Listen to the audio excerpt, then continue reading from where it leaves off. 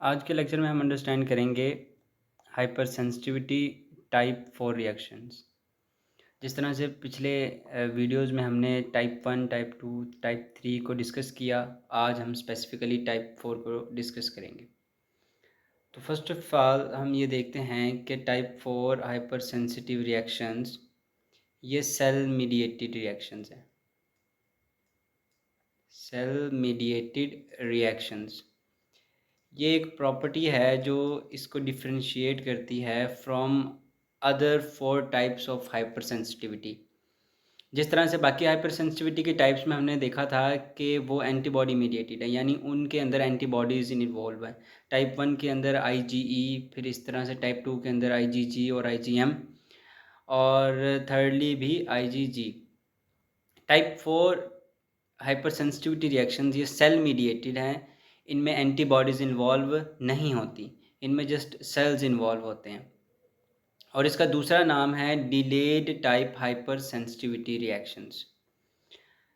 असल में एक साइंटिस्ट थे जिनका नाम है रॉबर्ट कोच। उन्होंने फर्स्ट टाइम इस फिनोमिना को ऑब्ज़र्व किया था। उन्होंने क्या किया, उन्होंने एक माइकोबैक्टीरियम ट्यूबरकुलोसिस का कल्चर लिया, उसको ग्रो किया।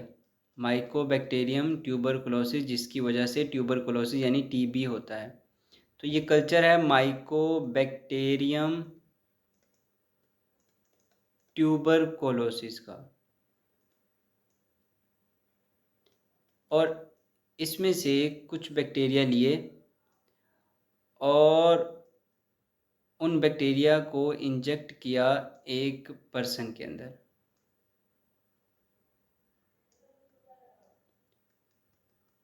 उस पर्सन के अंदर क्या किया, इन बैक्टीरिया को इंजेक्ट किया इंट्राडर्मली, यानी उसकी स्किन के अंदर।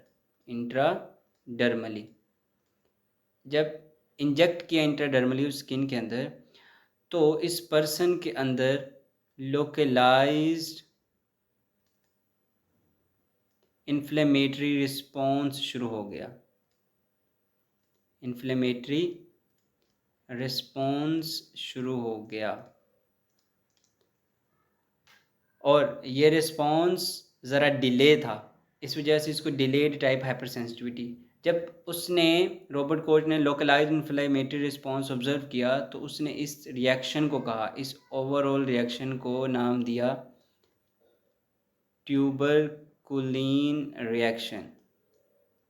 Tuberculin reaction. लेकिन बाद में इसने और दूसरे साइंटिस्ट ने सेम टाइप का रिएक्शन डिफरेंट एंटीजेंस के साथ और भी ऑब्जर्व किया। तो बाद में इस टाइप के रिएक्शन को ट्यूबरकुलिन रिएक्शन से हटाकर डिलेड टाइप हाइपर सेंसिटिविटी का नाम दे दिया गया। ट्यूबरकुलिन स्पेसिफिक था ट्यूबरकुलोसिस से, जिसको फर्स्ट टाइम रॉबर्ट कोच ने ऑब्जर्व किया था। बट बाद में जब डिफरेंट एंटीजेंस के साथ सेम रिएक्शन ऑब्जर्व किया गया, तो इसको delayed type hyper sensitivity reaction का नाम दिया गया। अब दो बेसिकली फीचर्स हैं टाइप 4 हाइपर सेंसिटिविटी रिएक्शंस के। पहली बात तो ये सेल मीडिएटेड, जो मैंने पहले भी बताया, और इसमें जो स्पेसिफिक सेल्स इन्वॉल्व होते हैं वो होते हैं टी सेल्स। टी सेल्स ये प्राइमरी इनिशिएटर होते हैं टाइप 4 हाइपर सेंसिटिविटी रिएक्शन के। दूसरी बात, हमने देखा कि डिलेड रिएक्शंस हैं। अब वो डिले होता क्यों है? एक रिएक्शन की इनिशिएशन में, और दूसरा सेल्स को रिक्रूट करने में। You can say primary cells को जिन्होंने मेजरली इस हाइपर सेंसिटिविटी रिएक्शन में पार्टिसिपेट करना होता है, उनकी रिक्रूटमेंट में टाइम लगता है। और वो सेल्स कौन से हैं? प्राइमरी सेल्स जिनको हम कह रहे हैं वो हैं इसके अंदर मैक्रोफेजिस, जो फेगोसाइटोसिस करते हैं। ये मैक्रोफेजिस बेसिकली इसके अंदर जो डिस्ट्रक्शन है वो कॉज करते हैं फॉरेन एंटीजन को बॉडी से रिमूव करने के लिए, और उन्हीं की ओवर रिएक्टिविटी की वजह से टाइप 4 हाइपर सेंसिटिविटी रिएक्शन होता है बॉडी के अंदर। तो जब भी सेल मीडिएटेड रिस्पॉन्स होगा और डिलेड रिस्पॉन्स होगा, we can say that particular reaction is type 4 hypersensitivity reaction. अब उसके मैकेनिज्म की तरफ आते हैं. इसका मैकेनिज्म बहुत ज़्यादा सिंपल है और इसके अंदर 2 फेजेस हैं. फेज़ 1 को पहले देखते हैं, विच इज़ अबाउट सेंसिटाइजेशन. इसको हमने सेंसिटाइजेशन का मैकेनिज्म हमने टाइप 1 के अंदर भी पढ़ा था कि होता क्या है. हम एक एंटीजन को, फॉर एग्जांपल इस केस में पॉइजन ईवी है, ये एक प्लांट है और उस प्लांट का जो एंटीजन है वो लिया और उस पर्सन के अंदर इंजेक्ट कर दिया इंट्राडर्मली. उस पर्सन के अंदर इंट्राडर्मली इंजेक्ट कर दिया. अब होगा क्या, नॉर्मल रिएक्शन क्या है कि स्किन के अंदर प्रेजेंट जो एपीसीज हैं, एंटीजन प्रेजेंटिंग सेल्स हैं, वो उसको रिकॉग्नाइज करेंगे इस एंटीजन को और इसके अगेंस्ट क्या करेंगे, इसको डिस्प्ले करेंगे अपनी सरफेस के ऊपर by MHC class 2. MHC class 2 के through antigen presenting cells poison ivy की एंटीजन को अपनी सरफेस के ऊपर प्रेजेंट करेंगे, which is recognised by T cells. These T cells are present in neighboring lymph nodes. तो होता क्या है कि एपीसीज जो इस केसेस में मैक्रोफेजेस होते हैं और लैंगरहैंस सेल्स असल में डेंड्रिटिक सेल्स होते हैं. These dendritic cells are present throughout epidermis. तो एपिडर्मिस में मौजूद डेंड्रिटिक सेल्स एंड मैक्रोफेजेस वो एंटीजन को रिकॉग्नाइज करते हैं, उसको प्रोसेस करते हैं और प्रेजेंट करते हैं अपनी सरफेस के ऊपर थ्रू MHC क्लास 2. उसके बाद वो इस प्रेजेंटेड एंटीजन को नियर बाय लिम्फ नोड्स में लेकर जाते हैं और वहाँ पर मौजूद टी सेल्स को प्रेजेंट करते हैं. टी सेल्स इनको रिकॉग्नाइज करते हैं और ये जो पहले नाइव टी सेल्स थे ये डिफ्रेंशिएट हो जाते हैं into CD4+ T cells specific for that particular antigen. तो होता क्या है कि CD4+ टी सेल्स अब प्रिपेयर हो गए हैं, बॉडी के अंदर प्रेजेंट हैं, which is specific to that particular antigen. उसके बाद क्या होता है, सेकंड फेज आता है विच इज़ इफेक्टर फेज. अब अगर दोबारा से उसी पर्सन को एक्सपोज किया जाएगा उसी सेम एंटीजन से, तो होगा क्या कि उसकी बॉडी में ऑलरेडी इस एंटीजन के अगेंस्ट टी सेल्स प्रेजेंट हैं. These are sensitised T cells. अब ये सेंसिटाइज्ड टी सेल्स क्या करते हैं, डिफरेंट साइटोकाइंस रिलीज करते हैं which involves interferon gamma and tumour necrotic factor beta. These 2 chemicals actually क्या करते हैं, मैक्रोफेजिस को रिक्रूट करते हैं या मैक्रोफेजिस को अपनी तरफ लेकर आते हैं ताकि मैक्रोफेजिस की पॉपुलेशन को इंक्रीज़ किया जाए. बिकॉज इन रिएक्शंस में मैक्रोफेजिस इंपॉर्टेंट रोल प्ले करते हैं फॉरेन एंटीजन को बॉडी से रिमूव करने के लिए. अब मैक्रोफेजिस इन टी सेल्स के अगेंस्ट, टी सेल्स ने जो केमिकल्स रिलीज़ किए उनके सिग्नल को एक्सेप्ट करते हुए इन्फेक्शन साइट पर आ जाते हैं और वहाँ पर आकर किलिंग स्टार्ट कर देते हैं. अभी जो मैक्रोफेजेस होते हैं जब ये एक्टिवेट हो जाते हैं तो ये डिफरेंट टाइप के केमिकल्स फर्दर रिलीज़ करते हैं ताकि ये मज़ीद मैक्रोफेजेस को रिक्रूट कर सकें या दूसरे इम्यून सेल्स को इन्फेक्शन साइट के ऊपर बुला सकें और उस एंटीजन को बॉडी से टोटली रिमूव कर दिया जाए. अब यहाँ पर इम्पॉर्टेंट चीज़ ये है कि मैक्रोफेजेस जब एक्टिवेट होते हैं तो वो क्लास 2 MHC मॉलिक्यूल को रिप्रेजेंट करते हैं अपने सरफेस के ऊपर ताकि वो फर्दर मैक्रोफेजेस को, फर्दर इम्यून सेल्स को एक्टिवेट कर सकें और उस एंटीजन को बॉडी से फौरी तौर पर रिमूव कर दिया जाए. उसके बाद TNF रिसेप्टर्स प्रेजेंट हो जाते हैं ये एक्टिवेटेड मैक्रोफेजेस के ऊपर, जो क्या करते हैं, ट्यूमर नेक्रोटिक फैक्टर को अपनी तरफ अट्रैक्ट करते हैं और नेक्रोसिस का जो प्रोसेस है उसको स्टार्ट करवाते हैं ताकि टिश्यू में से उस एंटीजन को बॉडी से रिमूव किया जाए। उसके अलावा ऑक्सीजन रेडिकल्स भी प्रोड्यूस होते हैं मैक्रोफेजेस से, और ये फ्री ऑक्सीजन रेडिकल्स जो अनस्टेबल होते हैं, ये असल में करते क्या हैं, ये नेबरिंग सेल्स के मेम्ब्रेन्स को, उनकी प्रोटीन्स को, उनके डीएनए को डिग्रेड करते हैं। तो इससे क्या हो रहा है कि मैक्रोफेजेस के एक्टिवेशन से जो नियर बाय टिश्यूज़ हैं, हेल्दी टिश्यूज़ हैं, वो भी डिग्रेड होते हैं due to the presence of oxygen radicals. इसी तरह से नाइट्रिक ऑक्साइड का भी यही काम होता है।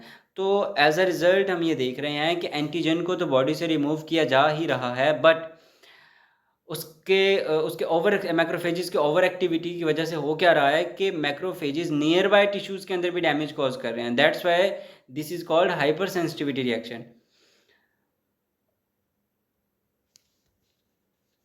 उसके बाद हम देखते हैं कि अगर तो मैक्रोफेजेस फौरी तौर पर एंटीजन को बॉडी से रिमूव कर दें तो रिएक्शन ख़त्म हो जाता है।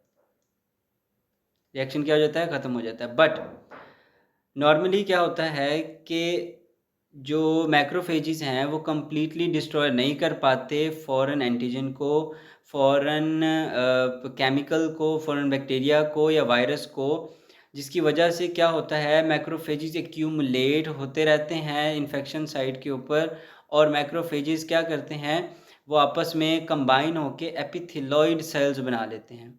जिस तरह से ये मैक्रोफेजेस हैं, ये मैक्रोफेजेस जब बहुत ज़्यादा प्रेजेंट होते हैं, they look like epithelioid cell, यानी ऐसा लगता है कि ये एक पूरा का पूरा एक सेल है। और समटाइम्स इवन ये फ्यूज़ हो जाते हैं, और जब ये फ्यूज़ हो जाते हैं तो एक बड़ा मल्टी न्यूक्लिएटेड सेल बनता है। मल्टी न्यूक्लिएटेड सेल बनता है जिसको हम ग्रैन्युलोमा कहते हैं। ये है ग्रैन्युलोमा। ग्रैन्युलोमा ये मल्टी न्यूक्लिएटेड सेल है, जिस तरह से इस पिक्चर में भी रिप्रेजेंट किया हुआ है। ये जो दरमियान में है विच कंटेन्स मल्टीपल न्यूक्लियाई, जिनको मैं शेड कर रहा हूँ, ये पूरा का पूरा सेल है granuloma multinucleated giant cell, जिसको हम इधर ग्रैन्युलोमा कह रहे हैं।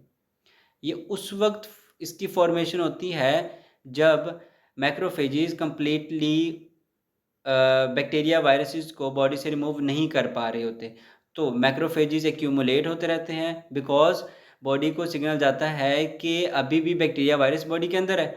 तो जब ये सिग्नल जाएगा तो ऑटोमेटिकली एक नॉर्मल रिएक्शन के रिजल्ट में मैक्रोफेजेस एक्यूमुलेट होना स्टार्ट हो जाएंगे, और जब ये एक्यूमुलेट होते हैं तो ग्रैन्युलोमा की फॉर्मेशन होना स्टार्ट हो जाती है। तो एक नोड्यूल टाइप स्ट्रक्चर बन जाता है इन्फेक्शन साइट के ऊपर। और अगर इस टाइप के रिएक्शंस में देखें तो हमारे पास जो टी सेल्स की परसेंटेज होती है वो जस्ट 5% होती है, और नॉन स्पेसिफिक सेल्स यहाँ पर 95% होते हैं। इसका क्या मतलब है? इसका मतलब ये है, वो सेल्स जिन्होंने एक्चुअली रिकॉग्नाइज किया था फॉरेन एंटीजन को, विच आर टी सेल्स, जिन्होंने आगे फर्दर प्रोसेसिंग शुरू की, वो जस्ट 5% प्रेजेंट होते हैं। और एक स्लाइड से एक्टिवेशन की वजह से एक कास्केड ऑफ रिएक्शन स्टार्ट हुआ है जो अनकंट्रोल्ड वे में नॉन स्पेसिफिक सेल्स को अपनी तरफ अट्रैक्ट करता है। जब भी मैक्रोफेज एक्टिवेट होते हैं तो वो दूसरे इम्यून सेल्स को इन्फेक्शन साइट के ऊपर रिक्रूट करते हैं, और उनकी परसेंटेज कितनी होती है? 95%। तो इसी से अंदाज़ा लगाया जा सकता है कि जितने ज़्यादा नॉन स्पेसिफिक सेल्स प्रेजेंट होंगे उतनी ज़्यादा डिस्ट्रक्शन कॉज होगी, और इसी डिस्ट्रक्शन की वजह से इन रिएक्शंस को हम हाइपर सेंसिटिविटी रिएक्शंस कहते हैं। और अगर नॉर्मली देखा जाए तो ये वाले जो रिएक्शंस हैं इसके अंदर ये स्टार्ट होते हैं आफ्टर 24 आवर्स। फर्स्ट फेज़ था सेंसिटाइजेशन का। सेंसिटाइजेशन के फेज़ के बाद एक वीक तक टी सेल्स एक्यूमुलेट हो जाते हैं, और जब दोबारा से उसी एंटीजन से रिएक्शन करवाया जाता है या एक्सपोज करवाया जाता है 24 आवर्स में रिएक्शन स्टार्ट होता है। इस वजह से इनको डिलेड टाइप भी कह रहे हैं। T1 के अंदर हमने अंडरस्टैंड किया था कि वो इमीडिएट रिएक्शंस होते हैं, फौरी तौर पे मिनट्स के अंदर, और टाइप 3 के अंदर हमने देखा था कि उसमें आवर्स लगते हैं, 6 to 10 आवर्स। जबकि जो टाइप 4 है ये इसके लिए स्पेसिफिकली डिले का वर्ड इस वजह से यूज़ किया है क्योंकि 24 आवर्स में तो ये स्टार्ट होते हैं, और 48 to 72 आवर्स में ये जो रिएक्शन है ये पीक पर पहुंचता है। तो यानी 2 से 3 दिन लगते हैं इस रिएक्शन को पीक पर पहुंचने के लिए। तो इस वजह से इस रिएक्शन को हम delayed type hyper sensitivity reaction भी कहते हैं। अब कैसे पता चलेगा कि किसी भी इंडिविजुअल को डिलेड टाइप हाइपर सेंसिटिविटी है या नहीं, या सिंपल वर्ड्स में हम ये देखें कि एक स्पेसिफिक पर्सन किसी एंटीजन के अगेंस्ट सेंसिटाइज्ड है या नहीं। क्योंकि delay type hyper sensitivity develop करने के लिए a person should be first sensitised. अच्छा, अब सेंसिटाइजेशन को चेक करने के लिए एक टेस्ट किया जाता है which is called skin test. Skin test normal है, हम ये चेक करना चाहते हैं कि ये पर्सन है, ये पॉइजन ईवी से सेंसिटाइज्ड है या नहीं, यानी इसका पहले एक्सपोजर हुआ है या नहीं पॉइजन ईवी से। तो हम क्या करते हैं, इस पर्सन को एक्सपोज करते हैं विद पॉइजन ईवी, या उसको इंट्राडर्मली इंजेक्ट करते हैं, और फिर आफ्टर 2 to 3 डेज उसके रिएक्शन चेक करते हैं। अगर 2 to 3 डेज के बाद, आफ्टर 2 to 3 डेज, या within 2 to 3 days, we can say within 2 to 3 days, अगर इन्फ्लेमेटरी रिस्पॉन्स अगर होता है इन्फेक्शन साइड के ऊपर या इंजेक्शन साइड के ऊपर, जहाँ पर उसको इंजेक्ट किया था उस एंटीजन को पॉइजन ईवी के, तो हम कहते हैं कि ये पर्सन ऑलरेडी सेंसिटाइज्ड है पॉइजन ईवी से। और अगर इन्फ्लेमेटरी रिस्पॉन्स नहीं शो होता, इट मीन्स कि ये पहले एक्सपोज्ड नहीं है। तो इसको स्किन टेस्ट कहते हैं, जिसको हम यूज़ करते हैं लेबॉर्ट्री के अंदर to check for a person that whether he is sensitized with DTH और नॉट। इसकी बेस्ट एग्जांपल है टाइप 4 हाइपर सेंसिटिविटी की, which is contact dermatitis. Contact dermatitis में क्या होता है कि डिफरेंट केमिकल्स इन्वॉल्व हो सकते हैं, केमिकल्स, और ये केमिकल्स यू कैन से डिफरेंट फार्मास्यूटिकल प्रोडक्ट्स हो सकती हैं, कुछ ड्रग्स हो सकती हैं, और या ये कॉस्मेटिक के अगेंस्ट हो सकता है, डिफरेंट कॉस्मेटिक के प्रोडक्ट्स यूज़ करने की वजह से, या ये डिफरेंट वायरसेस की वजह से हो सकता है, बैक्टीरिया की वजह से हो सकता है। ये कॉन्टैक्ट डर्माटाइटिस जिस तरह से इधर शो किया हुआ है कि ये एक लेडी जिसकी स्किन के ऊपर रैश और इन्फ्लेमेटरी रिस्पॉन्स शो हुआ पड़ा है, ये कॉस्मेटिक की वजह से है। यानी कॉस्मेटिक्स के अंदर कुछ ऐसे केमिकल्स होते हैं जो type 4 hypersensitivity reaction cause करते हैं। इसी तरह से ये जो रिएक्शन है ये पॉइजन ईवी का है, पॉइजन ईवी।